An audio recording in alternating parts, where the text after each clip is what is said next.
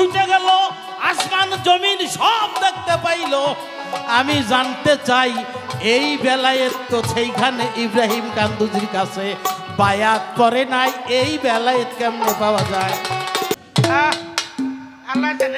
কবি সরকার চালান কি শেষ হয়ে গেছে নাকি যে প্রথম স্টেজে দাঁড়াই এই দুইটা গান পালার মধ্যে থাইকা তারপরে গান ধুলেন বেলায়েতের মধ্যে এসে কি মায়া লাগাইলা রইতে পারি না ঘরে? ভাই একটু যদি দেওয়া যায় দিয়ে দেন। আমার যাহা কথা ছিল একটু সাউন্ড লাগবে, এটা সুন্দরভাবে তার জবাব করে আমার কাছে দুটি কথা রেখেছে।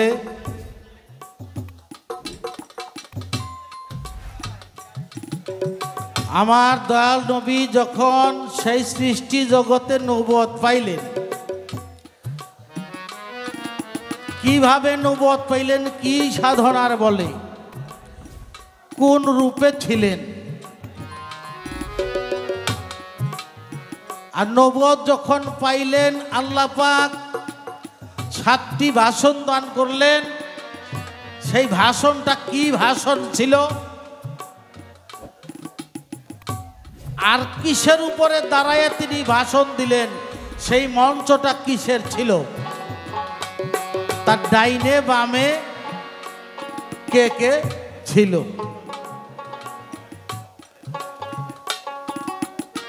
সুন্দর দুটি প্রশ্ন, চেষ্টা করব জবাব দেবার জন্যে।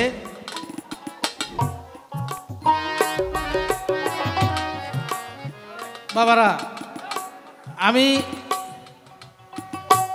প্রশ্ন করেছিলাম এই বেলায়েতকে আপনাদের প্রত্যেকেরই বাধ্যতামূলক করতে হবে কিনা, তো আমি জানতে পারলাম প্রত্যেকেরই বেলায়েত বাধ্যতামূলক করতে হবে, সেটা বুঝতে পারলাম। গুরু ধরতে হবে, গুরু ধরা আমার নবুয়তের মধ্যে আছে। আমার নবী বায়াত পড়াইতেন।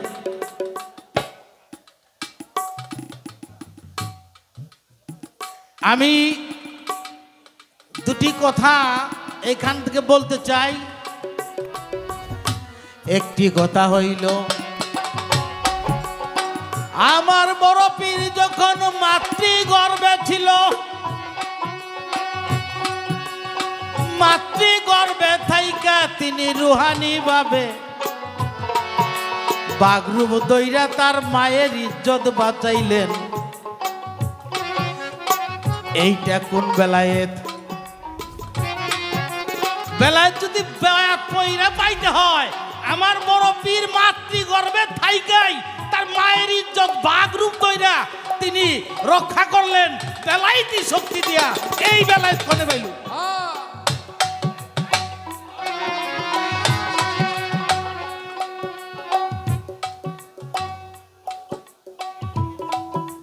কারণ হইল, তাইলে এখানে বোঝা যায় বেলায়েত বায়াত না পয়রাও পাওয়া যায়। একদিন আমার খাজা বাবা তার ফলের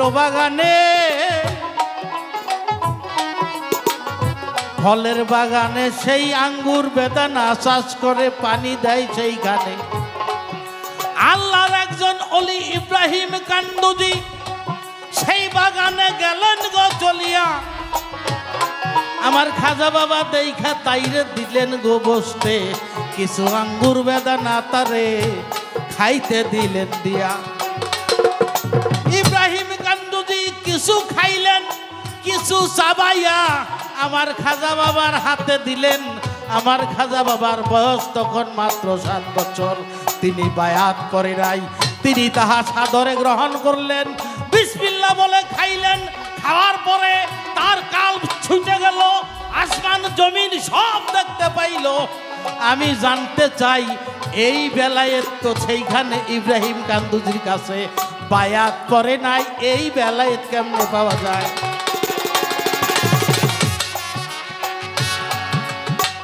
এই কথাটি কইলাম যে বেলায়েত যে বায়াত কইরাই পাওয়া যায়, এইটাই ঠিক নাই যে ওনারা যে এই কর্মগুলা করলো এটা তো বেলায়েতি শক্তির জোরে। কারণ ওনারা তার নবুয়তি শক্তি পাওয়ার ক্ষমতা আর কারো নাই। নবুয়তি পাওয়ার আমার নবী পর্যন্তই শেষ।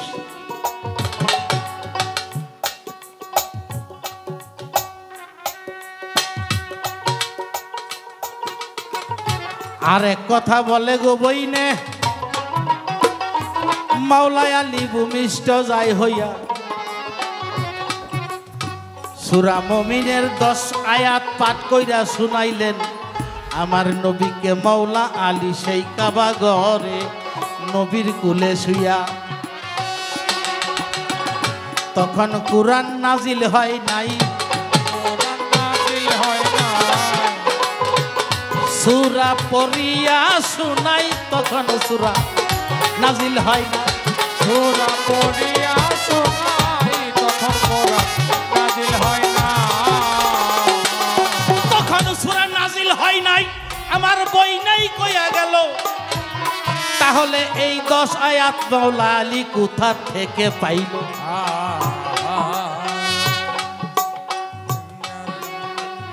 শুনাইলো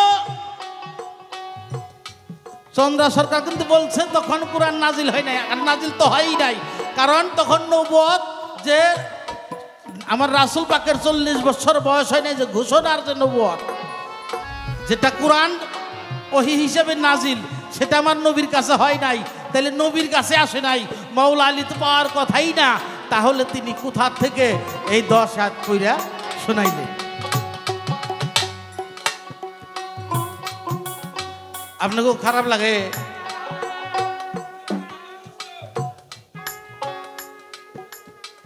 কারণ অনেকদিন পরে ওনার সাথে আর একটা গান হয়েছিল আমার, এই আজকে দিল 2য় দিন, ওই দিনও নবুয়ত বেলায়েত পালা হয়েছিল, উনি বেলায়েত গাইছিল, আমি নবুয়ত গাইছি।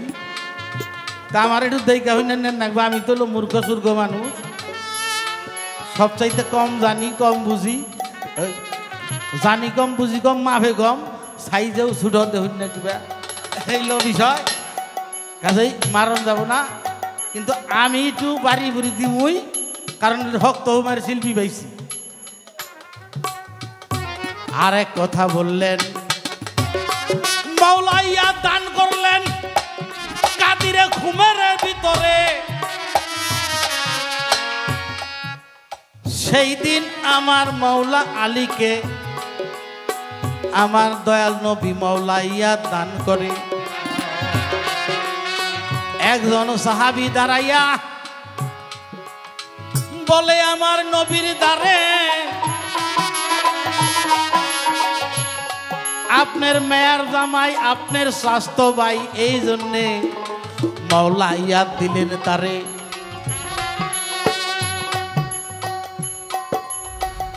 কারণ সেই দিন বলেছিলেন মান কুনতু মাওলাহু ফাজা আলিউন মাওলা, আজ থেকে আমি যার মাওলা, আজ থেকে তোমরা আলীকেও তোমরা মাওলা মনে করবে। একজন সাহাবী রাইগা ইসা কইল, হে নবী, হে রাসূল, আপনার কথা তো সব মানি, আপনি যে মাওলা আলীরে যে মাওলা দিলেন, এটা আপনি পাইলেন কোন? আল্লাহ দিবার কইছে নাকি আপনার নিজ মতো দিলেন? মেয়ের জামাই দেখা, আপনার স্বাস্থ্য ভাই দেখা? আমার রাসূল বলে, তোমার কি মনে হয়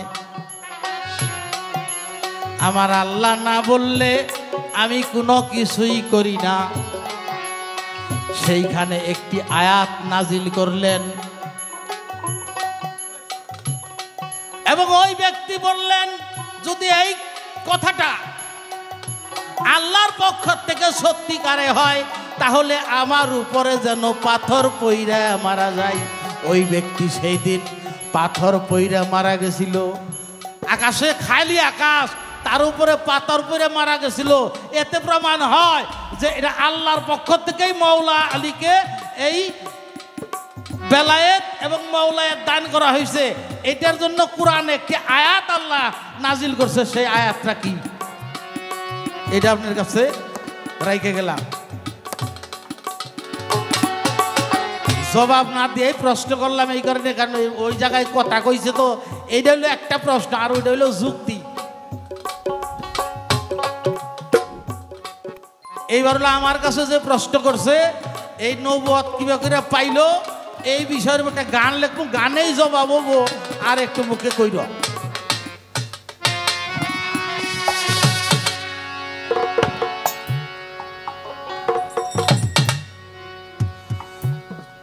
চিনলে পরে সেই নবী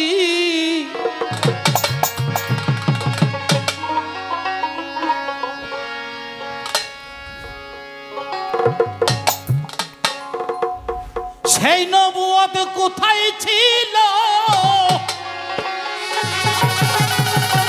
আরে সেই নবুয়ত কোথায় ছিল জানত নবী সাহাবী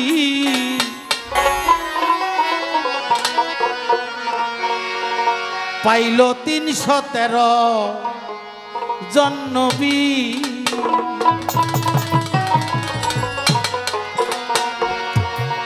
সেই নবুয়ত কোথায় বসো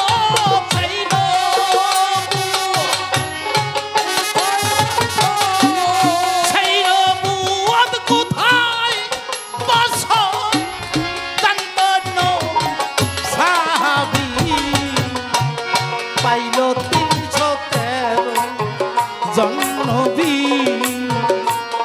পাইল ৩১৩ জন নবী আরে সেই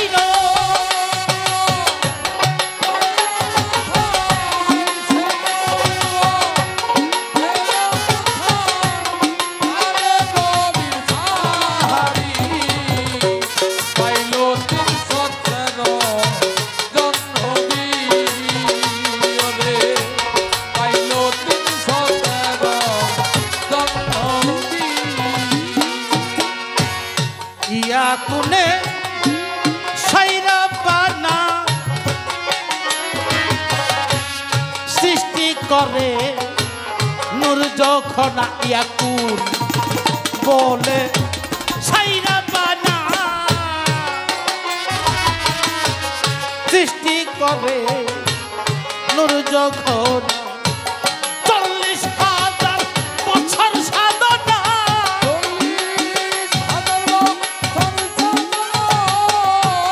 ৪০,০০০ বছর সাধনা করে এই পাইনুর নবী পাইল ৩১৩ জন নবী পাইল ৩১৩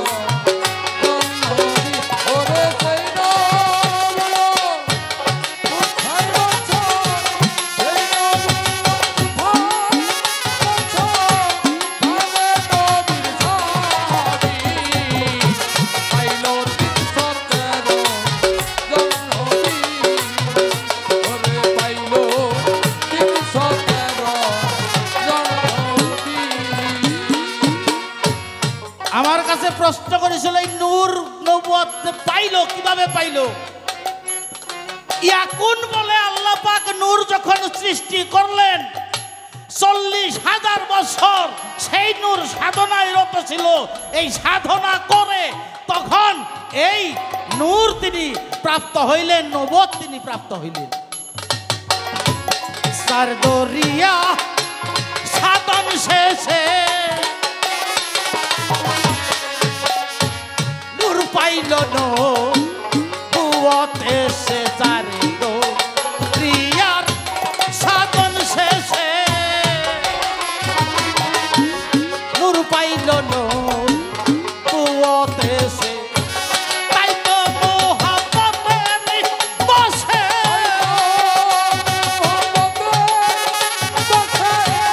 তাই তো মোহাম্মদের বসে মোহাম্মদ নাম দিচ্ছে রাব্বি পাইল ৩১৩ জন নবী ওরে পাইল ৩১৩ জন নবী ওরে পাইল ৩১৩ জন নবী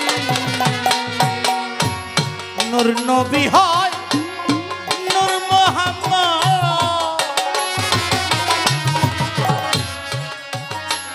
বারিল মনেরো আল্লাহ নূর নবী হয় নূর মোহাম্মদ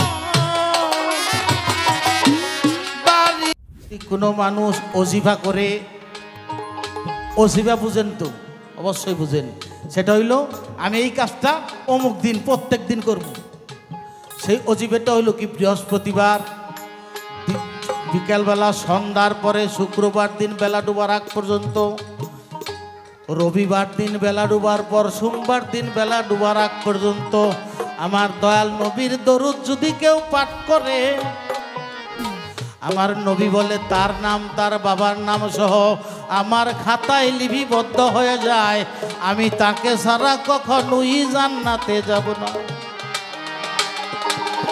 এক ব্যক্তি বিজলা নদীর ধারে বৈশা আমার নবীর নামের দরুদ পরে আসরের পরে, আল্লাহুম্মা সাল্লি আলা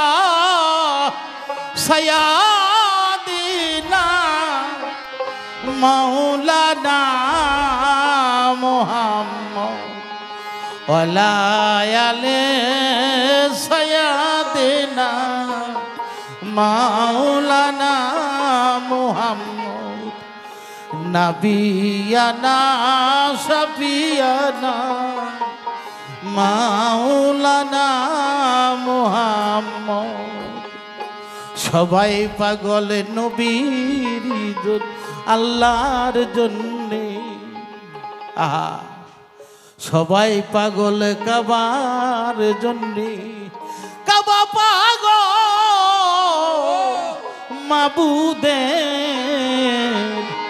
মাবুদ পাগল নবীর জন্যে, নবী পাগল উম্মদের। আল্লাহুম্মা সাল্লি আলা সাইয়্যিদিনা মাওলানা মুহাম্মদ ওয়ালা আলি সাইয়্যিদিনা মাওলানা মুহাম্মদ।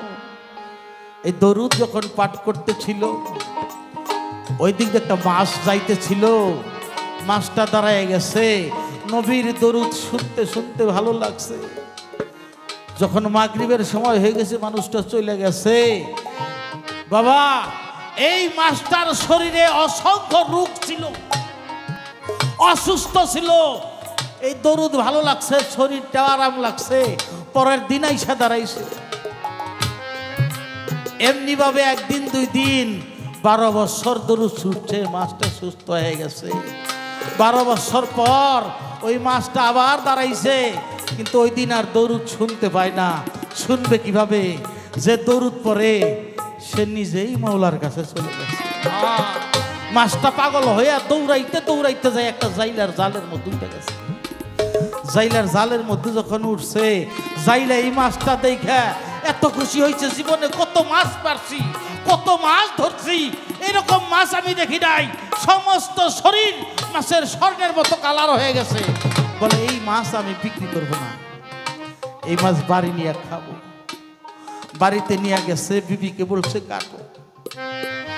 বিবিকে কাটতে বলছে, কাটতে চাইছে, মাছ কাটতে পারে নাই। যাইলে নিজে চেষ্টা করছে, তাও পারে নাই। বলে তাই বলে কি মাছ খাবো না? কড়ার মধ্যে বেশি করে তোল ঢাইলা দিয়া আগুন দিয়া জাল দিছে। তোলগুলা যখন টক বক করতেছে, আগুনের মতো গরম হয়ে গেছে, ওইখানে এই মাছটা ছাইরা দিছে। যখন এই মাছটা ছাইরা দিছে, এই গরম তেলের মধ্যে বাবা এই মাছটা এরকম যখন সাতটায় চাইলা বুঝতে পারছে এই মাছটা সাধারণ মাছ না, এই মাছটা আমি নদীতে ছেড়ে দেব। মাছটা কিছুদের নামাইয়া ঠান্ডা হয়ে গেলে বুকের মধ্যে কইরা না যখন রওনা দিছে বাবা, কিছু দূর যাওয়ার পরে খেয়াল করে এই মাছের থেকে আমার নবীর দরুদ ভাইসা আছে। চাইলা বুঝতে পারছে আমার নবীর দরুদ এই মাছের মধ্যে আছে বিদায় এই গরম তেলের মধ্যে উপরে নাই। তাহলে এই নবীর দরুদ যদি আমাদের মধ্যে জিন্দা থাকে বাবা, দুজকের আগুনেও আমাদের পুড়তে পারবে না। তাই সেই নবীকে একটি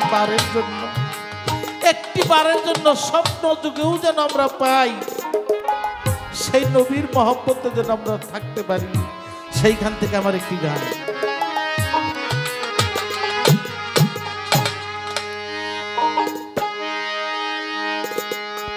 দেখবার মনে চাই নবীর দেখলে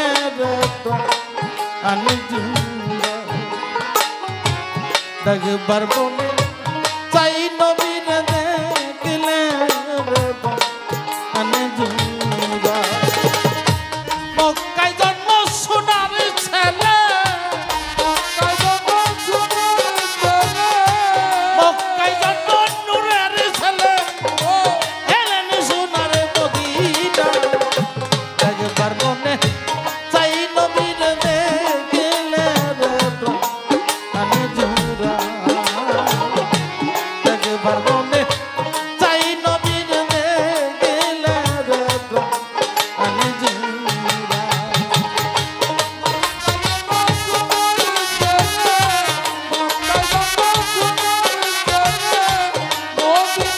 চলে যায় এবার মানে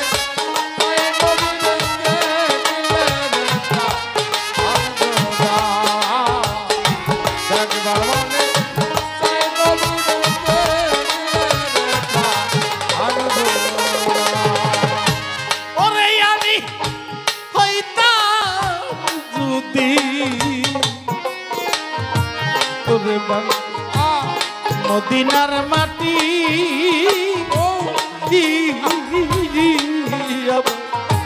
দয়াল নবী যাইতে এনে হাতি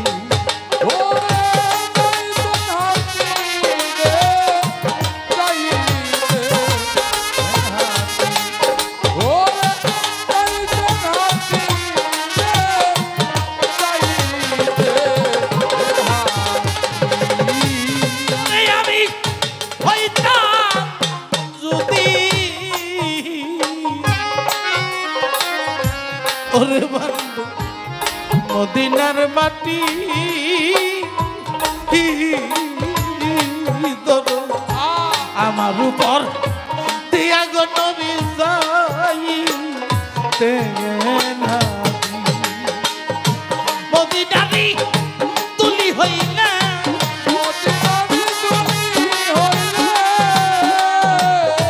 মদিনারি তুলি হইলে টাকা মায়ার নবীর বাড়ি একবার মনে চাই নবীর দেখলে রে ভাঙালে জুড়া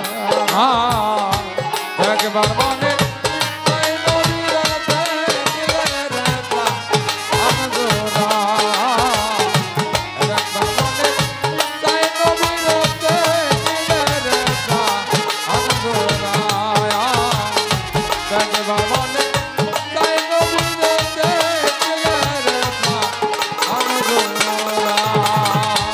ওরে বান্ধব হইতাম যদি রে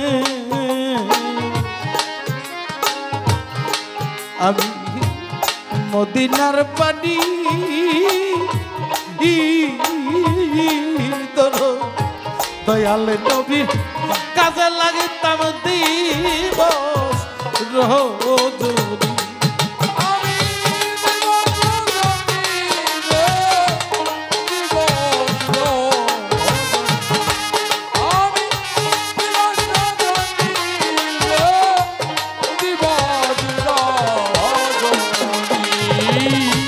ওরে বান্ধব হইতাম যদি ওরে শোনা মদিনার পাটি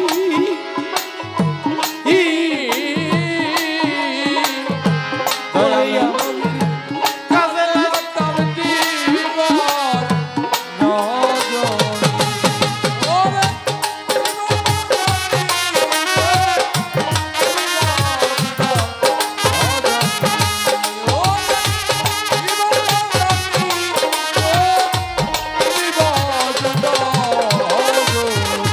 ওরে মদিনা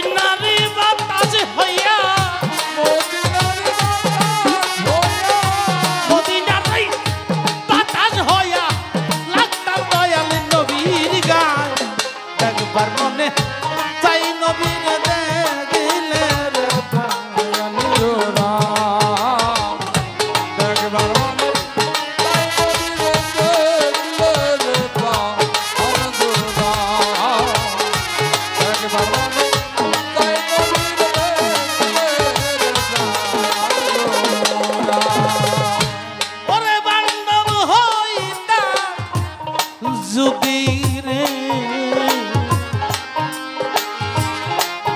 ওই মদিনার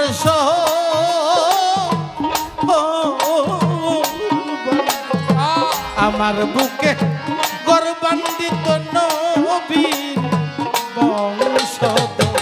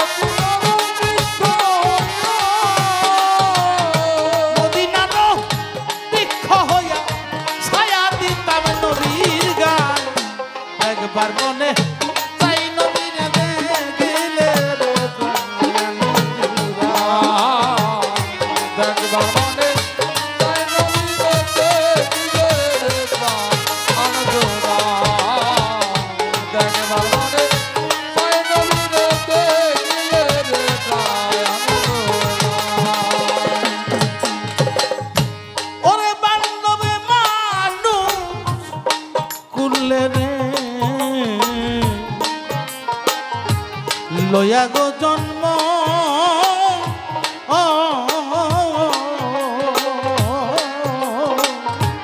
এই জীবনে হইল না তো মানুষের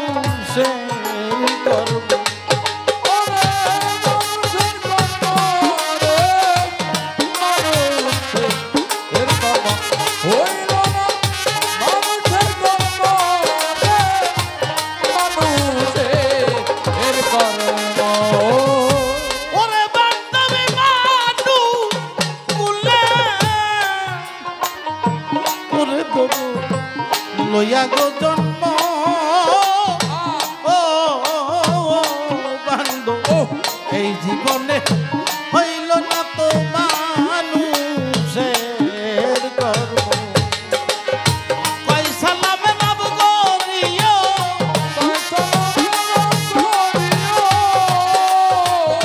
কয় সালামে লাভ করিও আমার দয়াল নবীর উসিলায় একবার মনে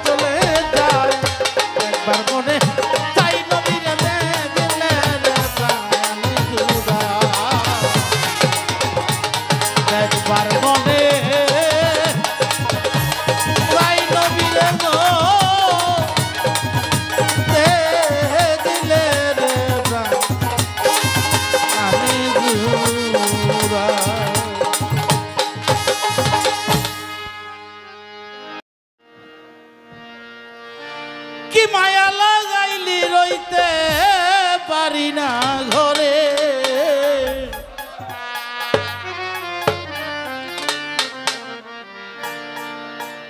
টিপুসা বাবা কি মায়া লাগাইলি রে রইতে পারি না ঘরে আমার হৃদয়ের দন বাবা জান আমি পাব কি তরে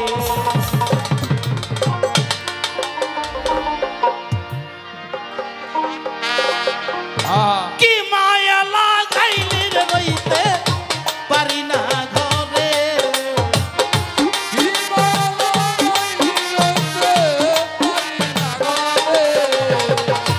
ওরে বাবা কি মায়া লাগাইলি রে রইতে পারি না ঘরে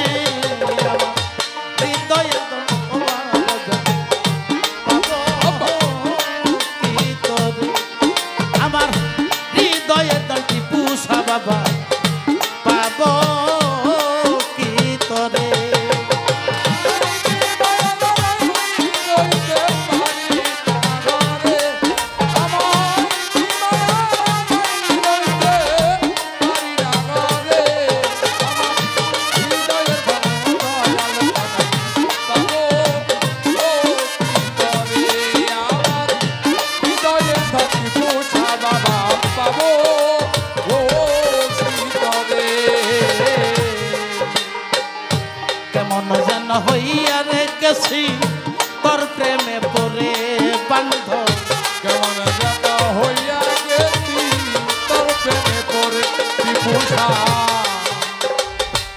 কেমন যেন হইয়া গেছি রে টিপুষা বাবা হইয়াবি কেমন যেন হইয়া রে গেছি তোর প্রেমে পড়ে আমার গরবারি লাগে না রে ভালো সাইমন তোমারে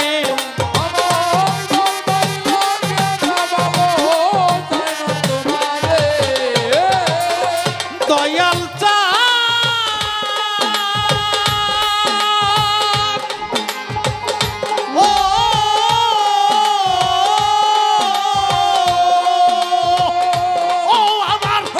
গনিশা বাবা রে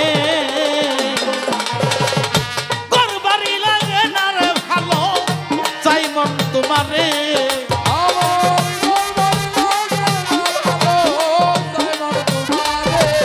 আমার গরবারি লাগে না রে ভালো বাবা সাইমন তোমারে আমার হৃদয়ে দলুয়া বাজার পাবো কি তোরে আমার হৃদয়ে দল দয়াল চান পাবো কি তোরে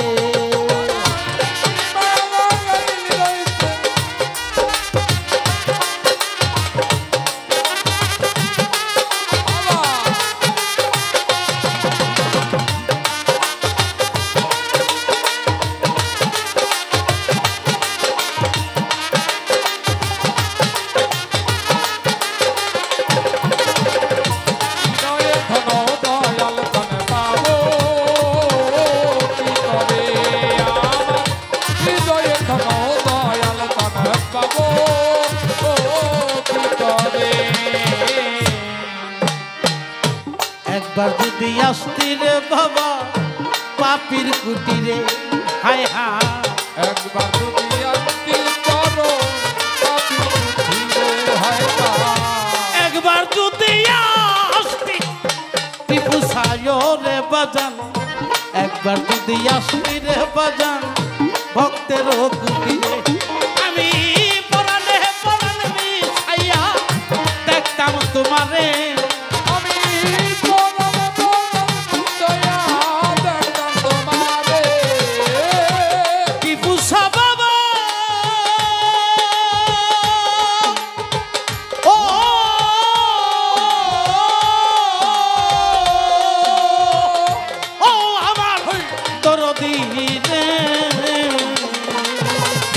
পরাণে পরাণ মিশাইয়া দেখতাম তোমারে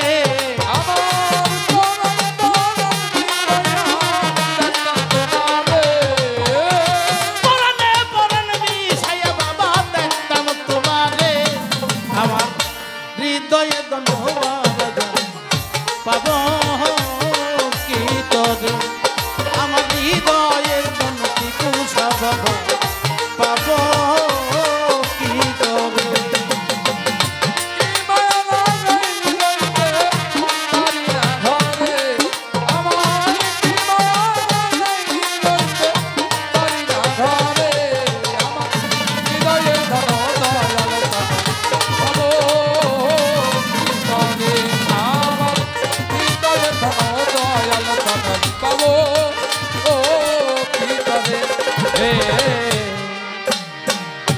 আসে তোমার থাকবো রে তোমার যুগ যুগান্তরে বান্ধ আজকে তোমার থাকবো তোমার যুগ যুগান্তরে টিপুষা আসে তোমার থাকবো তোমার রে বান্ধ আসে তোমার থাকবো রে তোমার যুগ যুগান্তরে ওরে দাসী করে নাই ঘরে বাবা তোমার চরণের পরে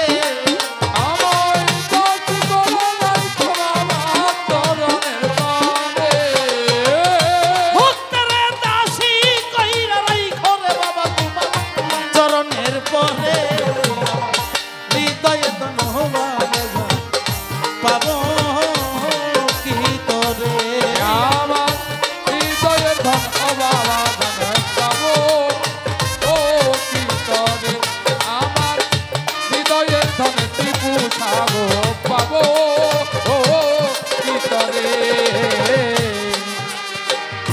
মাদারীপুরের আব্দুর রশি কয় বিনয় করে বান্ধব মাদারীপুরে আব্দুল রশিদ কয় বিনয় করে বান্ধব টাঙ্গাইলের কবির সরকার কয় বিনয় করে ওরে দয়া করে ও মুর্শিদ যেও না ছেড়ে ও দয়া করে ও মুর্শিদ প্রাণ যাইও না ছেড়ে দয়া করে ও আবুল চান যেও না ছেড়ে আমার হৃদয়ে ধনবা বাজা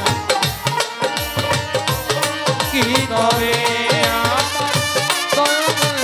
দয়াল তবে পাবো ও কি করে কি মায়া লাগাইলি রে লইতে পারি না ঘরে আমার কি মায়া লাগাইলি রইতে পারি না ঘরে আমার কি মায়া লাগাইলি রইতে পারি না ঘরে আমার হৃদয়ের ধন ও দয়াল তবে পাবো ও কি করে আমার হৃদয়ের ধনী পূজাবো পাবো ও কি করে আসি তোমার থাকব রে তোমার যুগ যুগান্তরে বান্ধব আছি তোমার থাকব তোমার যুগ যুগান্তরে বান্ধব আসি তোমার থাকব তোমার রে বান্ধব আসি তোমার থাকব রে তোমার যুগ যুগান্তরে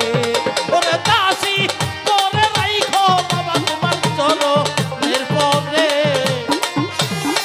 চলে রাইখো বাবা চরণের তলে ওরে দাসী করে রাইখো রে বাবা তোমার চলো এরপরে আমার হৃদয়ের ধন ও দয়াল তবে পাবো ও কি করে আমার হৃদয়ের ধন দয়াল তবে পাবো ও কি করে কি মায়া লাগাইলি রে লইতে পারি না ঘরে আমার কি মায়া লাগাইলি রইতে পারি না ঘরে আমার কি মায়া লাগাইলি লইতে বাবা পারি না ঘরে আমার হৃদয়ে দয়াল পাবো ওহ কি ধরে আমার হৃদয়ে দয়াল পাবো ভিতরে ধন্যবাদ বেলাটা কমবে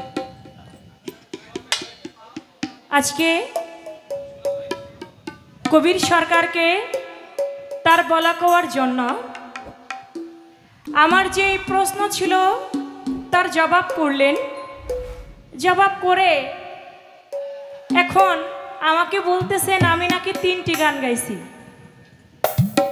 3টি গান কি একটি বন্ধনা গান একটি দরবারি গান আর একটি পালার গান এখন বন্ধনা গানটাও হিসাব করছে বন্ধনার পরের গানটাও হিসাব করছে আর পালার গানটাও হিসাব করছে এখন হিসাব করে তিনি বলতেছে যে চন্দ্রা সরকার যেহেতু 3টা গান গাইছে আমিও 3টি গান রাখি তো তিনি কি গান ধরলেন প্রথমে একটি পালার গান করে দ্বিতীয়তে আরেকটি গান করলেন মক্কায় জন্ম সোনার ছেলে এলো সোনার মদিনায় দেখতে মনে চাই নবীরে দেখলে প্রাণ জোড়ায় বুঝলাম এটাও ভালো লাগলো তারপরে যে গাইলেন কি মায়া লাগাইলা রইতে থাকি না ঘরে থাকতে পারি না ঘরে আমার হৃদয়ের ধন ও দয়াল শান্তরে ভুলি কি করে চালান কি শেষ নেই আল্লাহ জানে আপনি গাও কবি সরকার চালান কি শেষ হয়ে গেছে নাকি যে প্রথম স্টেজে দাঁড়াই এই 2টা গান পালার মধ্যে থাইকা তারপরে গান ধুলেন বেলায়েতের মধ্যে এসে কি মায়া লাগাইলা রইতে পারি না ঘরে গান আপনি 5টা গাইতেন দুঃখ ছিল না কিন্তু বেলায়েতের গান কেন গাইলেন লারা খাইছে আল্লাহ জানে আপনি গাওয়া না এমন গাইলে কিন্তু চলবে না কারণ এই জায়গাটা বুঝতে হবে এটা টিপু সার দরবার প্রতি মাসে মাসে গান হয় আর প্রতি মাসে মাসে যদি গান হয় এমন কোন কথা আছে নাকি যে আশিকান জানে না এমন কোন গান আছে নাকি পালার যে আশিকান সেই গান শুনে নাই হ্যাঁ তাহলে এই যে যে গান গাইলেন আপনি একটু হিসাব করে দেখেন, যারা বিচারক, যারা গান বুঝে তাদের কাছে আপনি কি হয়েছেন? আপনার নাম্বার 0 দিবে তারা। সকালবেলা চায়ের দোকান, এই যে চায়ের দোকান, এখানে আলাপ আলোচনা হবে যে চন্দ্র সরকারের সাথে কবির সরকার গান গাইছে, চন্দ্র সরকার বন্ধনা গান গাইছে, গাইতেই পারে, বন্ধনা তো গাইতেই হবে। বন্ধনার পরে ভক্তিমূলক একটা গান গাইতেই হবে। পালার গান গাইছে একটা, চন্দ্র সরকারের হিসাব ঠিক আছে, কবির সরকারের হিসাব ঠিক নাই। সত্য কথা। হিসাব করেন, হিসাবের ঘরে যার ঠিক থাকে সে কোনো জায়গায় ঠেকে না। না। যাক, যাই করছেন ভালোই করছেন, টাঙ্গাইলে গিয়ে এমন কইরেন না। যাক, প্রশ্ন করলেন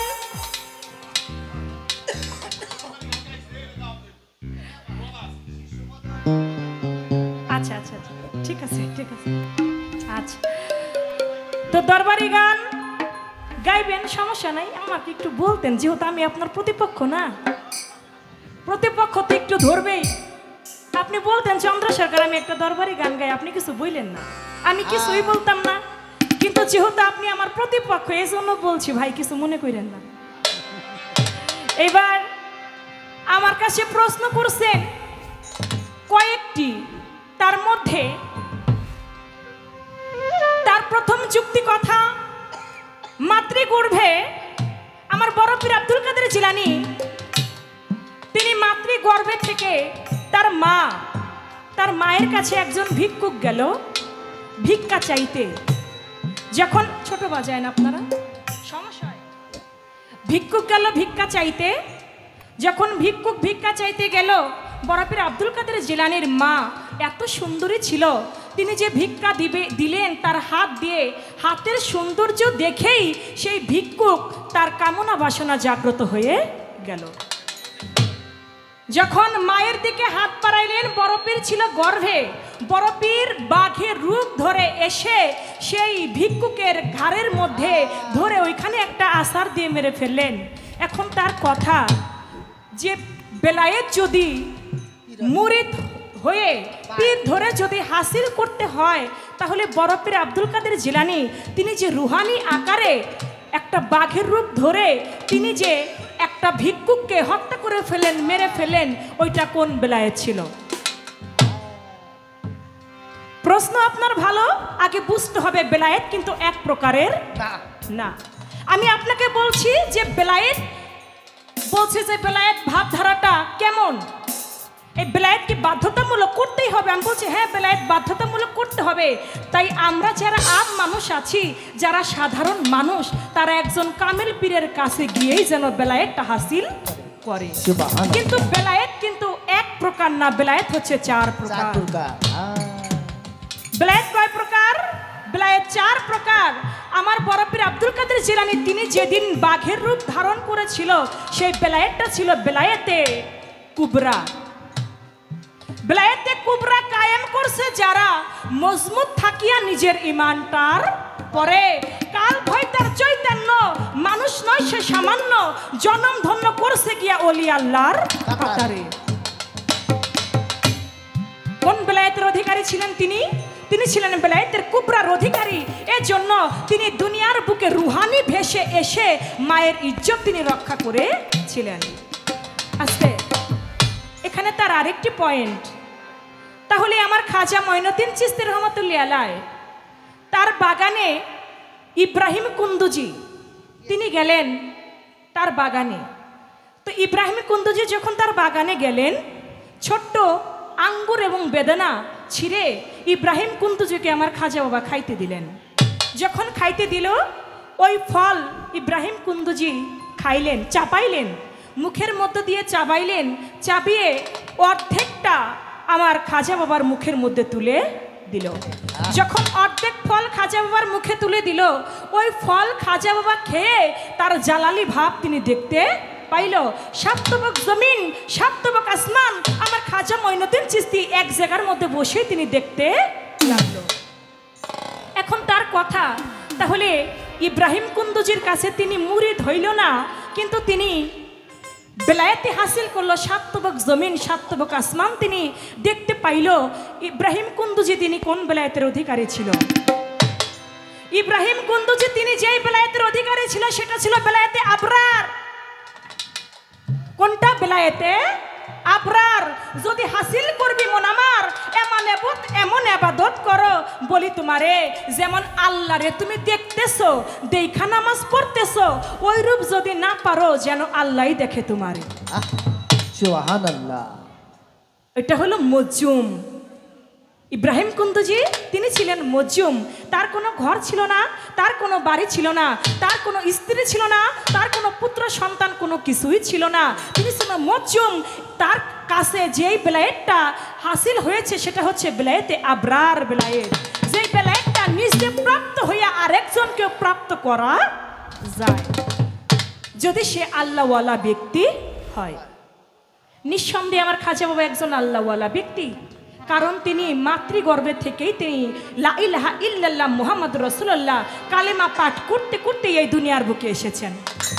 আল্লাহর জিকির করতে করতেই আমার খাজা বাবা এই ধরাধামে তিনি এসেছেন। লা ইলাহা ইল্লাল্লাহ মুহাম্মদ রাসূল আল্লাহ জিকির করতে করতে আমার খাজা মঈনুদ্দিন চিশতি এই ধরাধামে আসেন। শুধু তাই নয়, দয়াল নবী যখন মেরাজে যাবেন, মেরাজটা বুরাকটা নড়াচড়া করে আমার খাজা মঈনুদ্দিন চিশতি তার হাত দিয়ে বুরাকের লেগামটা ধরলেন। যখন বুরাকের লেগামটা ধরলেন, আমার দয়াল নবী দোয়া করে দিলেন, হে মঈনুদ্দিন, আমার বুরাক নড়াচড়া করে তুমি যেহেতু সাহায্য করলে, বুরাকের লেগামটা তুমি হাত দিয়ে ধরলে, যারা তোমার হাতে এই দুনিয়ার বুকে যারা আমার উম্মত আছে তারাও তোমার হাতের উপর হাত রেখে বায়াত গ্রহণ করবে। এই চিশতি আর কর্ণধার হয়ে গেল আমার খাজা মঈনুদ্দিন চিশতি। এই জন্য বাবা বেলায়েতে আবরারের অধিকারী হয়েছিল আমার ইব্রাহিম কুন্দুজি। বেলায়েতে বালামাত, বেলায়েতে রিয়াজাত, এই চারটি হচ্ছে বেলায়েত। তাই এটা অর্জন, যেমন আমার খাজা খোয়াজকিজির, তিনি জিন্দা পীর, যার নামে ভেলা ভাসানো হয়। এই যে খাজা খোয়াজকিজি তিনি হলেন জিন্দা পীর, জিন্দা ওলি।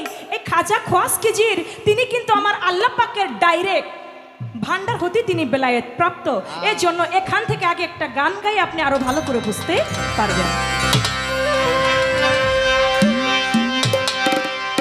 আছে বাইরের মানুষ ঘরে, যদি পাইতে চাও তারে, ভক্তি বিশ্বাস প্রেম ডুরে বান্ধ তাহারে। আছে বাইরের মানুষ ঘরে, যদি পাইতে চাও তারে, ভক্তি বিশ্বাস প্রেম ডুরে বান্ধ তাহারে। আছে বাইরের মানুষ ঘরে, যদি পাইতে চাও তারে, ভক্তি বিশ্বাস প্রেম ডুরে বান্ধ তাহারে।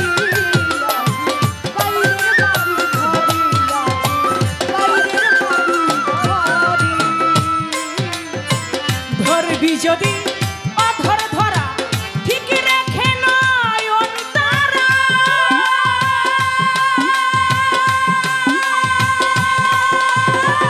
ওই রূপেতেই রূপ মিশায়া হইয়া যাওয়া তাহারা রে, হইয়া যাওয়া তাহারা রে, হইয়া যাওয়া তাহারা।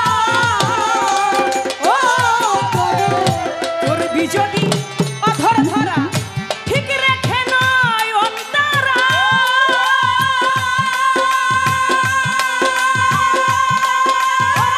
ওই রূপেতে রূপ মিশায়া হইয়া যাওয়া তাহারা রে, হইয়া যাওয়া তাহারা।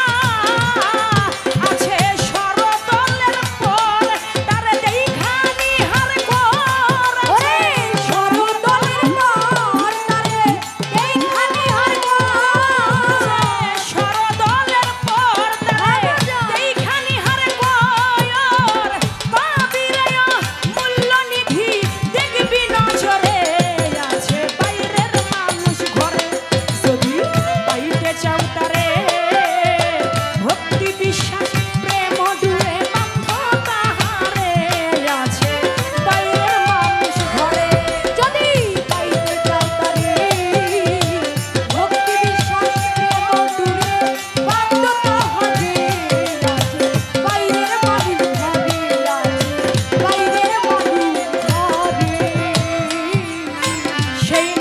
মানুষকে ধরবি যদি বাইরের মানুষ ঘরে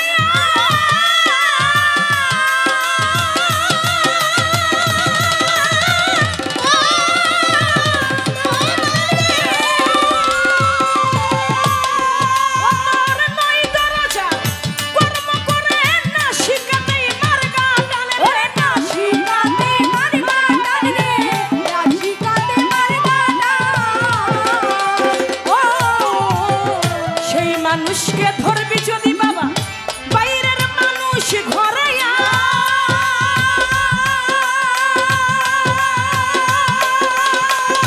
এই দেহের নয় দরজার কর্ম করে না শিখাতে মার্গা টান রে না শিখাতে মার্গা টান আছে তোর লাশব দেয় অজুদ ও তোর অজুদে মাবুদ আছে লাশব দেয়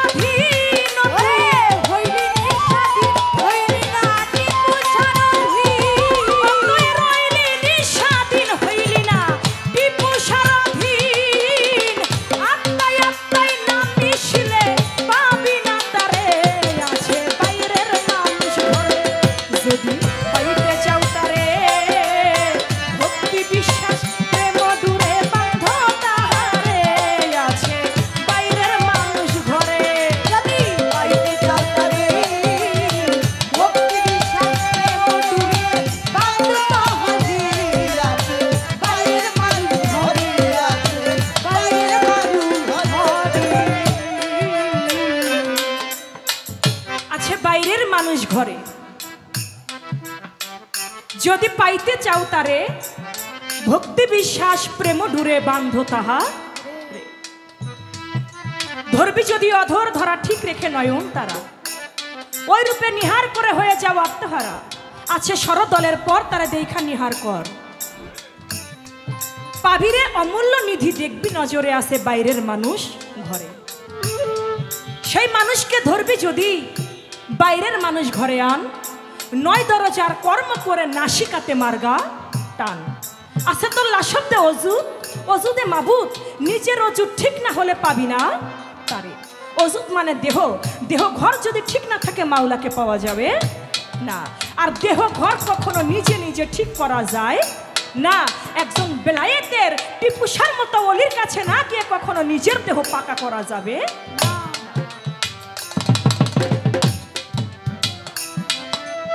তাই প্রশ্ন করলেন আমার কাছে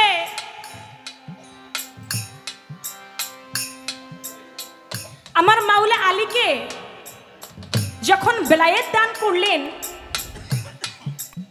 একজন বলে উঠলেন যে আপনি যে মাওলা আলীকে বেলায়েত দান করছেন মাওলা আলী আপনার মেয়ের জামাই দেখে দান করছেন আপনার তো আরো সাহাবা আছে আবু বকর সিদ্দিক আছেন উমর রাদিয়াল্লাহু তাআলা আনহু আছেন, উসমান রাদিয়াল্লাহু তাআলা আনহু আছেন, কিন্তু আপনি তাদেরকে বেলায়েতে দান করছেন না, আপনি দান করছেন মাওলা আলীকে। কেন? আলী কি আপনার মেয়ের জামাই এজন্য? আমার দয়াল নবী বললেন না,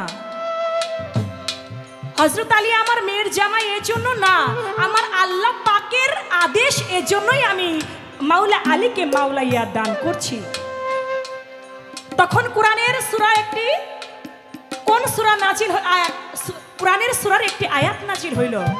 এখন তার প্রশ্ন, কোরআনের সূরা কোন আয়াতটি নাজিল হইল যে মাওলা আলীর শানে? সেই আয়াতটা কোন আয়াত? সেটার নাম কি? সেটি হলেন সূরা মায়েদার ৬৭ নং আয়াত। সূরা মায়েদা ৬৭ নং আয়াত। এর মধ্যে বলা হয়েছে,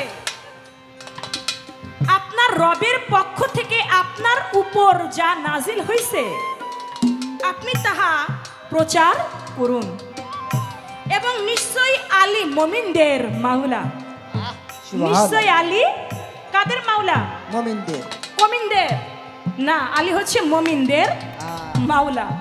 এখন যারা মুমিন তারা তো বিশ্বাস করবেই না, কি ভাই? সত্য কথা। নূর ইসলাম ভাই, যারা মুমিন তারা কি বিশ্বাস করবে না? তারা বিশ্বাস করবে না। এই জন্য সেদিন ওই ব্যক্তিও বিশ্বাস করলো না।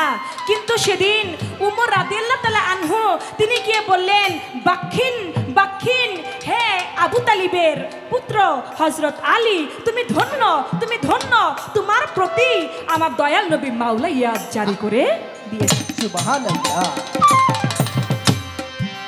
এজন্য আলী হলেন মুমিনদের সর্দার। এটা কোরআনের পূর্ণাঙ্গভাবে ব্যাখ্যা করেন নাই, কিন্তু এটা তাফসির করতে হবে, কোরআনের তাফসির করতে হবে। এই ৬৭ নং আয়াতের, সূরা মায়েদার ৬৭ নং আয়াতের আপনি তাফসির যদি পড়ে দেখেন, তাফসির পড়লে এটা সম্পূর্ণভাবে এর মীমাংসাটা আপনি পেয়ে যাবেন। তাফসিরে মাযহারা ৩য় খণ্ড ৫৮০ পৃষ্ঠা এর প্রমাণ করেছে যে সূরা মায়েদার ৬৭ নং আয়াতের মধ্যে আমার দয়াল নবী মাওলা আলীকে উদ্দেশ্য করে আমার আল্লাহ পাক সেদিন এই আয়াতটা নাজিল করেছিলেন। এই মাওলা ইয়াতটা তাকে দান করার উদ্দেশ্যই ছিল সূরা মায়েদার এই ৬৭ নং আয়াত।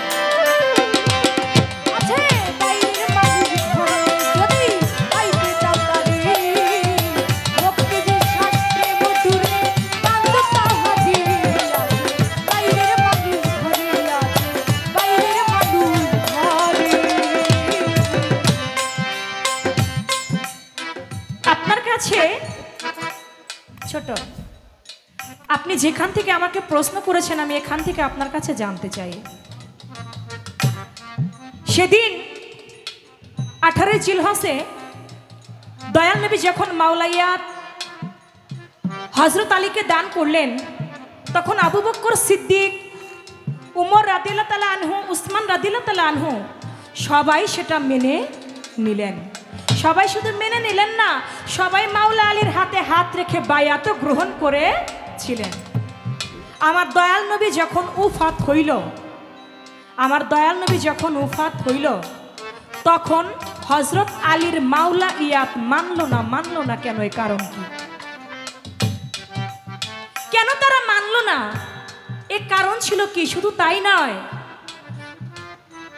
উমর রাদিয়াল্লাহু তাআলা আনহু তিনি চলে গেল মাওলা আলীর বাড়ি, যাইয়া বলে, আলী তুমি দরজা খুলো।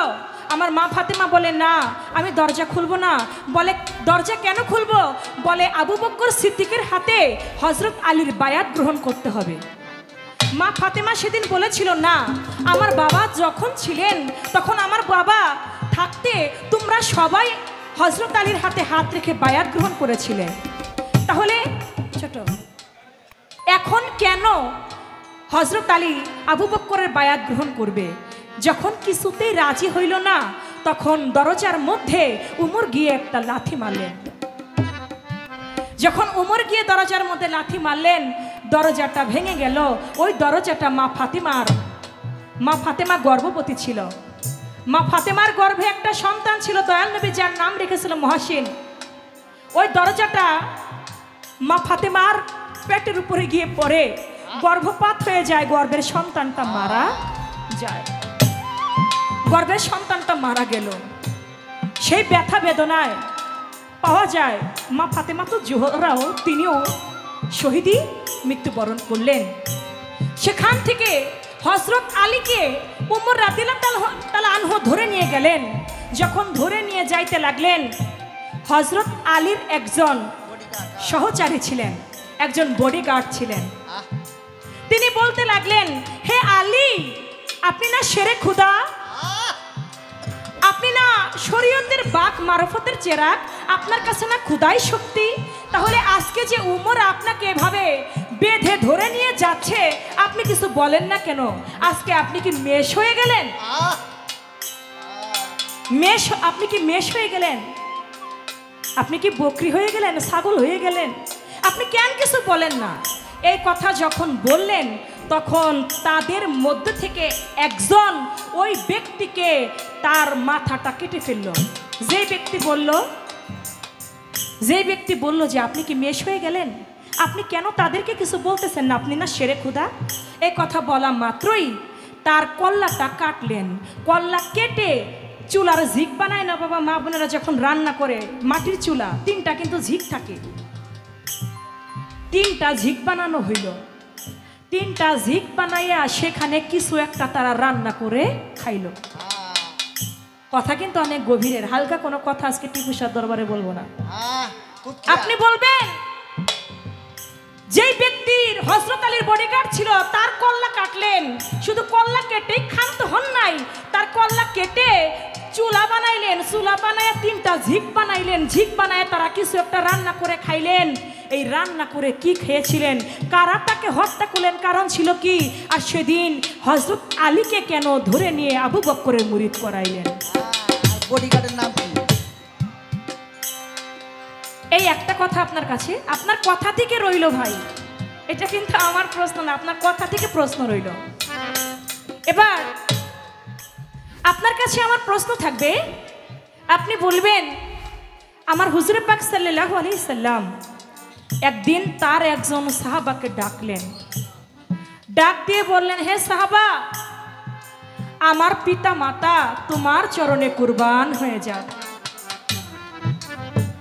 যতদিন আমার দয়াল নবীর কাছে যদি কোনো সাহাবা আসতেন, এসে তারা বলতেন, ইয়া রাসূলুল্লাহ, আমার পিতা মাতা আপনার চরণে কুরবান হোক, কিন্তু আমার দয়াল নবী শুধু একজন ব্যক্তিকেই বলেছিলেন যে আমার পিতা মাতা তোমার চরণে কুরবান হোক। আপনি বলবেন সেই ভাগ্যবান ব্যক্তিটাকে, তার নাম কি, তিনি কি কর্ম করেছিলেন যে দয়াল নবীর পিতা মাতা আব্দুল্লাহ এবং আমিনা তারা তাদেরকে তার চরণে কুরবান করে দিলেন? তার কর্ম ছিল কি, সেই সাহাবার নাম ছিল কি, এবং এই বিষয়টা ছিল কি? এই একটা কথায় দুটি কথা আপনার কাছে রইল, আর কথা না।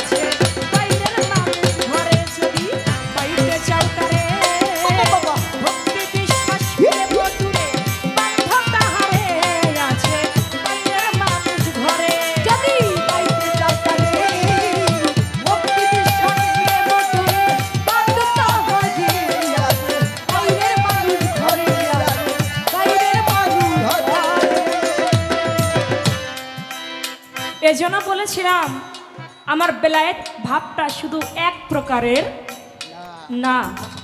মুরিদ হইলাম, মুরিদ হইয়াই বেলায়েত হাসিল করলাম, শুধু তাই নয়, আল্লাহর তরফ হইতেও আল্লাহর ওলিগণ এই বেলায়েতি প্রাপ্ত হয়েছেন। দেখেন, নবুয়তের একজন নবী যার নাম ছিল মুসা নবী, নবুয়তের একজন নবী যার হাতের, মুসা নবীর হাতের লাঠির মধ্যে ছিল কিন্তু তার নবুয়ত। সেই নবুয়তের একজন নবী মুসা নবী একদিন একটা রাস্তা দিয়ে যায়। যখন রাস্তা দিয়ে যায়, একটা মহিলা রাস্তায় দাঁড়িয়ে আছে। রাস্তায় দাঁড়িয়ে থেকে বলতেছে, মুসা নবী আপনি কই যান? বলে আমি কুহুতর পাহাড়ে যাই। বলে আপনি কুহুতর পাহাড়ে গিয়ে কি করেন? বলে আমি আল্লাহর সাথে কথা বলি। বলে মুসা নবী আপনি যখন আল্লাহর সাথে কথা বলেন, মুসা নবী জানেন আমার বিবাহ হয়েছে, অনেক বছর হয়েছে, কিন্তু আল্লাহ পাক আমাকে কোনো সন্তান আদি দান করেন নাই। মুসা নবী আপনি যখন আল্লাহর সাথে কথা বলেন, আল্লাহর কাছে একটু জিজ্ঞেস করেন আল্লাহ আমার ভাগ্যে কোনো সন্তান রেখেছে কিনা। এই কথা শুনে মুসা নবী বলে ঠিক আছে মা, আমি জিজ্ঞেস করব। মহিলাটা ওই জায়গার মধ্যে দাঁড়িয়ে আছে। মুসা নবী কুহুতর পাহাড়ে গিয়েছে। কুহুতর পাহাড়ে গিয়ে বলতেছে, মাওলা গো, আজকে পথের মধ্যে একটা মহিলার সঙ্গে আমার দেখা হইল। ওই মহিলা জানতে চেয়েছে তার ভাগ্যে তুমি কোনো সন্তান রেখেছো কিনা। আমার আল্লাহ কয়, মুসা নবী তুমি বাড়ি ফেরার পথে বলে দিও আমি আল্লাহ ওই মহিলার ভাগ্যে কোনো সন্তান রাখি নাই। মুসা নবী বাড়ি ফেরার পথে দেখে অভাগী মহিলাটি পথের মধ্যে দাঁড়িয়ে আছে। বলে মাগো, আল্লাহর কাছে শুনেছি আল্লাহ পাক বলছে তোমার ভাগ্যে কোনো সন্তান আল্লাহ রাখে নাই। এই কথা শুনে মহিলাটা একটা চিৎকার দিলেন, কান্না করতে লাগলেন যে আপনি কি বলেন, আপনি না আল্লাহর নবী, আল্লাহ বলছে আমার ভাগ্যে কোনো সন্তান রাখে নাই। এই কষ্টে দুঃখে যে একজন নবীর কথা তো মিথ্যা হইতে পারে না। কাঁদতে কাঁদতে মহিলাটা বাড়িতে চলে গেলেন। বাড়িতে গিয়ে মহিলা বাজান আমার কি কর্ম করিল, অনেক সময় বিছানার মধ্যে শুয়ে শুয়ে কান্না করতেছিল। হঠাৎ করে মনে পড়ে স্বামী আমার বাড়ি আসবে কিছুক্ষণ পরে, বাড়ি এসে খাবার যদি না পায় আমাকে মাইর দিবে এই না ধরার বুকে। কি করা যায়? কিছুটা আটা নিলেন, কিছুটা আটা নিয়ে স্বামীর জন্য রুটি বানায়, আর দু চোখের পানিতে রুটি ভিজে যায়। ওই পথ দিয়ে আমার টিপুসার মতো একজন আল্লাহর ওলি যায়। ওই মহিলার রান্নার ঘরের পিছন দিয়ে আমার টিপুসার মতো একজন পাগল যায়। দেখেন বেলায়েতের ওলিদের খেলা, যদি না শুনেন না বুঝেন তাহলে বেলায়েত কি বুঝতে পারবেন না। আমার টিপুসার মতো একজন আল্লাহর ওলি রান্নাঘরের পিছন দিয়ে যায়, দেখে মহিলার কান্নার শব্দ। তিনি আর গেলেন না, আস্তে করে বাড়ির ভিতর ঢুকলেন। বাড়ির ভিতরে ঢুকে দেখে মহিলা কান্না করে। বলে মা তুমি কেন কান্দ? তোমার কান্নায় রুটি ভিজে যাচ্ছে। ও মা তুমি কেন কান্দ? কয়া পাগল, আমি যে কেন কান্দি এটা তোরে কইলে তুই কি বুঝবি পাগল? আমি যে কেন কান্দি এটা তোরে বললে তুই তো বুঝবি না। বলে মা তারপরও যদি বলতে। বলে পাগল রে, অনেক বছর হয়েছে আমার বিবাহ হয়েছে, আল্লাহর নবী মুসা নবী, আজকে আমি তার কাছে জানতে চেয়েছি আমার ভাগ্যে আল্লাহ কোনো সন্তান রেখেছে কিনা।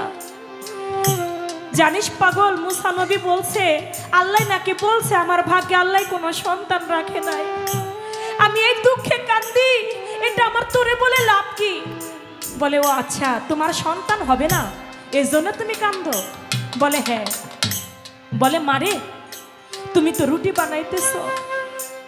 আজকে আমি পাগল, 7 দিন হয় আমি কিছু খাই নাই। মারে, তোমার ওই রুটি থেকে যদি তুমি আমাকে একটা রুটি খাওয়াইতা, আমি আল্লাহর কাছে দোয়া করতাম, আল্লাহ তোমাকে একটা পুত্র সন্তান দান করত। বলে তুমি ওই রুটি থেকে যদি একটা রুটি আমাকে খাওয়াইতা, আল্লাহর কাছে দোয়া করতাম, আল্লাহ তোমার একটা পুত্র সন্তান দান করত।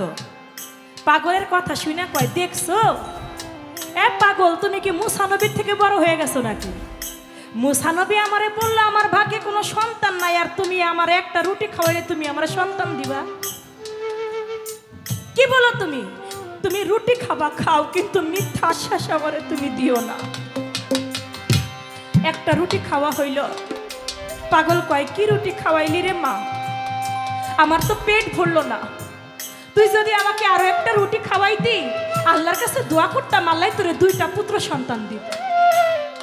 কে পাগল, তুমি রুটির আশায় তুমি বারবার মিথ্যে আশ্বাস দাও। আর মিথ্যে আশ্বাস দিও না, তুমি রুটি খাবে, খাও। একে একে যখন 3টি রুটি বাজা পাগলের খাওয়া হইয়া যায়, রুটি খেয়ে ঋণ পাগল হয় এই ধরায়। আমার আল্লাহর দরবারে ফরিয়াদি করে, মাওলা ও মাওলা রে,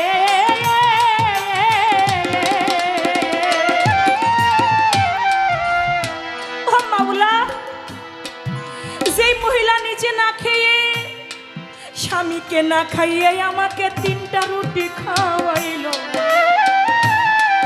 আমি যদি তোমার সত্যি পাগল টিপুষা হইয়া থাকি রে, এই রুটির বরকতে 3টা পুত্র সন্তান মহিলাকে দান করিও। আল্লাহর কাছে দোয়া করতে দেরি আছে পাগলের, আল্লাহর দরবারে কবুল হইতে দেরি নাই। সুবহানাল্লাহ। দোয়া করতে দেরি আছে, কবুল হইতে দেরি নাই। আমার আল্লাহর দরবারে কবুল হয়ে গেছে। বাবা, খারাপ লাগে আপনাদের? ধন্যবাদ। আমার আল্লাহর দরবারে দোয়া কবুল হয়ে গেছে। কয়েক বছরের মধ্যেই মহিলার 3টা পুত্র সন্তান হয়ে গেছে। ওই পথ দিয়ে অনেক দিন হয় মুসা নবী যায় না, কিন্তু পথের মধ্যে মহিলা দাঁড়িয়ে থাকে, কোন দিন মুসা নবী যাবে, মুসা নবীকে ধরবে। একদিন ওই পথ দিয়ে মুসা নবী যায়, বলে মুসা নবী দাঁড়ান। কই যান? বলে আমি কুহুতার পাহাড়ে যাই। বলে আমাকে চিনছেন? বলে তুমি সেই মাটা না যার কোনো সন্তান হয় না? বলে হ্যাঁ, আমি সেই মা। আপনি বলছিলেন আল্লাহ নাকি বলছে আমার ভাগ্যে কোনো সন্তান নাই, কিন্তু মুসা নবী আজকে আমার একে একে 3টা পুত্র সন্তান হয়েছে। এ মুসা নবী, এটা আপনার কোন আল্লাহ দিছে? আপনি বলবেন এটা আপনার কোন আল্লাহ দিছে? মুসা নবী কয়, কি কয়? 3টা সন্তান এনে দাঁড় করাইছে, দেখেন এই যে আমার 3টা পুত্র সন্তান। মুসা নবী লজ্জিত হয়ে গেছে। মুসা নবী লজ্জিত হইয়া কুহুতার পাহাড়ে গেছে, যাইয়া বলে মাওলা, আজকে তোমার কাছে অন্য কোনো কথা না, একটা বিষয় জানতে চাই। বলে কি বিষয়? বলে তুমি একদিন বলেছিলে একটা মহিলার বিষয় জানতে চেয়েছিলাম, তার ভাগ্যে কোনো তুমি সন্তান দেখেছো কিনা? তুমি সেদিন আমাকে নিষেধ করেছিলে, তুমি তার ভাগ্যে কোনো সন্তান রাখো নাই। আজকে ওই মহিলার একে একে 3টা সন্তান হইছে। ওই মহিলা আমাকে বলে এটা আমার কোন আল্লাহ দিছে? তোমরা আল্লাহ কয়জন? আমার আল্লাহ রে কয়, তোমরা আল্লাহ কয়জন? কয় কেন? আমি আল্লাহ এক, আমার কোনো শরীক নাই, আমি লাশরিক। বলে তা যদি হয় তাহলে ওই মহিলা বলল, মহিলার তুমি বললে মহিলার ভাগ্যে কোনো সন্তান নাই, আজকে মহিলার 3টা পুত্র সন্তান হইল, ওই মহিলা সন্তান পাইল কই? আমার আল্লাহ কয়, মুসা নবী তুমি কি দেখতে চাও না শুনতে চাও? বলে মাওলা রে, যেটা দেখা যায় সেটা শুনে কে? বলে তুমি দেখতেও পাবে, তুমি শুনতেও পাবে। ও মুসা নবী, এই মুহূর্তে কেন জানি আমার একটু মানুষের মাংস খাইতে মনে চায়। মুসা, মুসা রে, এই মুহূর্তে কেন জানি আমার একটু মানুষের গোশত খাইতে মনে চায়। এ মুসা, তুমি কি পারো আমার একটু মানুষের মাংস খাওয়াইতে? মুসা নবী কয়, আল্লাহ এটা কোনো ব্যাপার হইল? আপনি কত মানুষের মাংস খাইবেন? আমি মুসা আপনারে খাওয়াবো। একটা পেয়ালা নিয়া মুসা নবী মানুষের দ্বারে দ্বারে দুনিয়ার বুকে ঘুরে বেড়ায়। হে আল্লাহর বান্দারা, তোমরা কি কেউ আসো আমার আল্লাহ মানুষের মাংস খাইতে চাইছে? তোমরা কি কেউ আমার আল্লাহরে এক টুকরা মানুষের মাংস খাওয়াইবা? এ কথা শুনে সবাই সেদিন মুসা নবীকে বলতে লাগে, মুসা নবী পাগল হয়ে গেছে। যেই আল্লাহরে আমরা কেউ কোনোদিন দেখলাম না, সেই আল্লাহ নাকি মানুষের গোস্ত খাইতে চায়। কি কয় এই মুসা নবী? মুসা নবী পাগল হয়ে গেছে। কেউ মুসা নবীকে পানির ছিটা মারে, কেউ লাঠি দিয়ে তাড়া করে। মুসা নবী দৌড়াইতে দৌড়াইতে একটা জঙ্গলের পথ ধরে। জঙ্গলের পথ ধরে মুসা নবী মানুষের লোকালয় থেকে আড়াল হয়ে গেল। যখন আড়াল হয়ে গেল, দেখে জঙ্গলের মধ্যে কোনো মানুষ নাই। এমন একটা অরণ্য গভীর জঙ্গলে গেল। যাইয়া দেখে গভীর জঙ্গলে একটা পাগল শুয়ে আছে বাজার, আছে এ ধরায়। পাগলের কাছে মাংস চাইতে কেউ চাইল না, মুসা নবী এই না ধরায়। মুসা নবী বলে, আমি যদি পাগলের কাছে মাংস চাই, পাগলে কিছু বুঝবে না, আমার লাঠির আঘাত করতে পারে। চাইব না মাংসই আমি পাগলের ধারে। পাগলের কাছে মাংস চাইল না, সামনের দিকে হাঁটতে লাগলো। সামনের দিকে যখন হাঁটে, পাগলে পিছন দিক থেকে ডাক দিয়া কয়, এ মুসা নবী, মুসা নবী,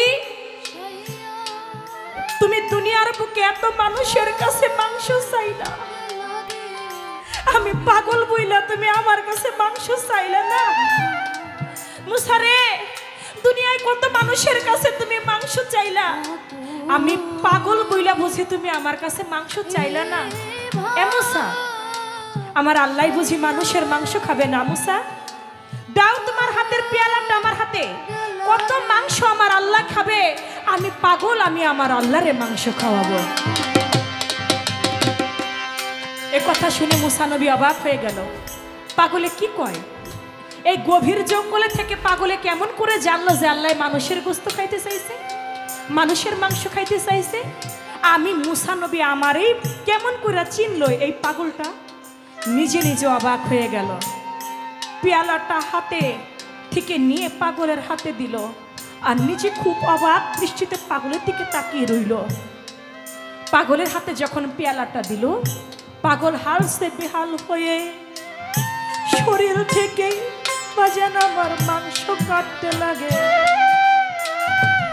হাতের মাংস কাটে, বুকের মাংস কাটে, পায়ের মাংস কাটে, রানুর মাংস কাটে, না জানি কোন জায়গার মাংস খাইতে আল্লাহ আমার বড় ভালোবাসে। সর্ব অঙ্গ থেকে মাংস কাটতে লাগলো। না জানি আমার আল্লাহ আমার শরীরে কোন জায়গার মাংস খাইতে ভালোবাসে। বুকটাকে ফাড়লেন, ফেরে কলিজাটাকে বের করলেন।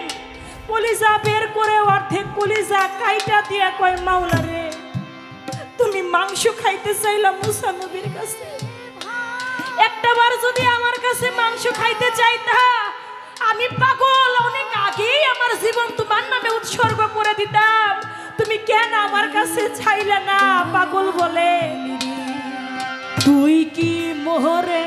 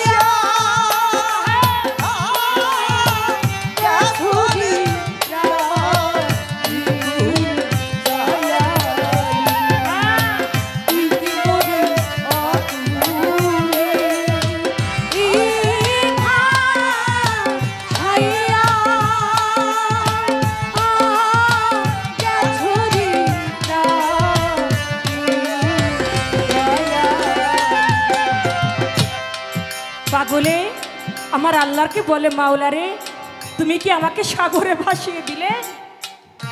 তুমি কি আমাকে অকুলে ভাসায় দিলে? তুমি মুসা নবীর কাছে মাংস চাইলে, একটা বার যদি আমি পাগল আমার কাছে মাংস চাও, তোমার নামে আমার জীবন উৎসর্গ করতেও আমার দ্বিধা করি না। তুমি পাগলের কাছে মাংস চাইলা, কত মাংস খাইবা? শেষ পর্যন্ত পাগল তার কলিজার থেকে অর্ধেক কলিজা কেটে মুসা নবীর প্লেটের মধ্যে তুলে দিল। মুসা নবী সেই মাংস নিয়ে কুহুতর পাহাড়ে গেল। যাইয়া কয়, মাওলা, তুমি না মানুষের মাংস খাইতে চেয়েছিলে, এই নাও মানুষের মাংস। আমার আল্লাহ কয়, মুসা নবী, তুমি এই মাংস কই পাইলা? বলে, দুনিয়ার বুকে আমি ভেবেছিলাম যার কাছে চাবো সেই আমায় দেবে, কিন্তু দুনিয়ার কোনো মানুষ আমাকে দিল না। সবাই আমাকে তাড়া করলো, লাঠি দিয়ে তাড়া করে, কেউ আমি আল্লাহ যে মাংস খাইতে চায় এটা কেউ বিশ্বাসই করলো না। বলে, তাহলে তুমি কই পাইলা? কই, আমি দৌড়াইতে দৌড়াইতে গভীর জঙ্গলের মধ্যে চলে যাই। জঙ্গলে গিয়া দেখি একটা পাগল শুয়ে আছে, হাল সে বেহাল হয়ে। পাগলের গায়ে কোনো জামা কাপড় নাই, শুকনা।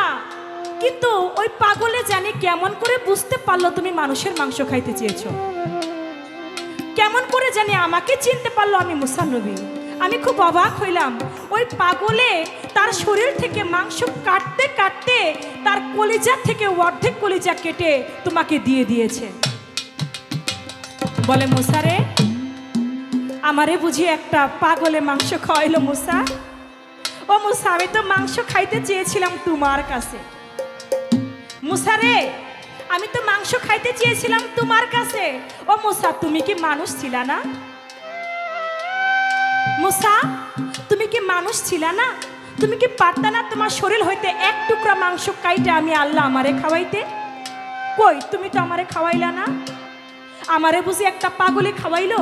ও মুসা, এবার তুমি একটু চিন্তা করে দেখো তো, ওই পাগল যদি, ওই টিপুসা যদি আমার কাছে কিছু চায়, আমি কি তারা না দিয়া থাকতে পারি?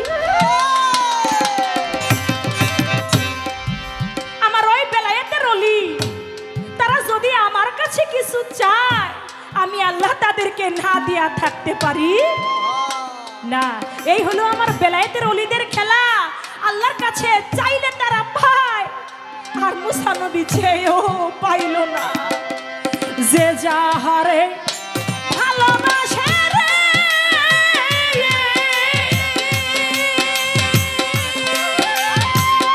পাগল আমার তার মতো সে হইয়া রে যায়, ভাবে দরিয়ায়। ওরে কেন ডুব দিলি না পাগল মন খুইটি ভূষণ দরিয়া। আরে যে যাহারে ভালোবাসে রে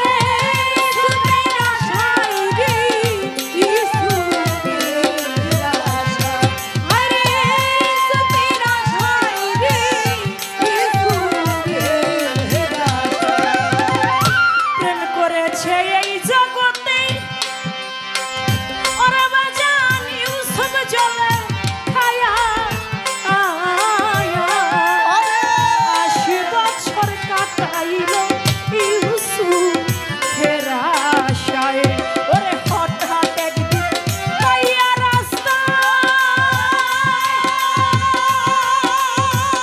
চলে খাতার নব যৌবন ফিরে পায় ভাবের দরিয়ায় ওরে কেন ডুব দিলি না পাগল রে তুই টিপুষার দরিয়ায় যে যাহার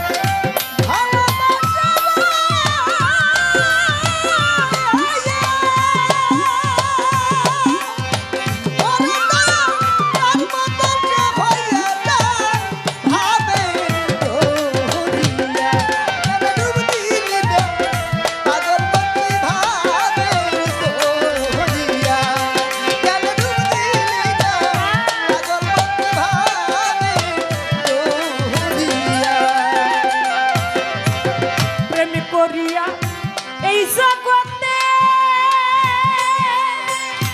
আমার বাজান অমর হইল যে নায়া প্রেম করিয়া প্রেমিক মরে প্রেম তোরে মরে না ওরে প্রেম মরে না রে প্রেম তো মরে আরে প্রেম মরে না রে প্রেম তো মরে আমার টিপুষার সাথে প্রেম করিয়া এই জগতে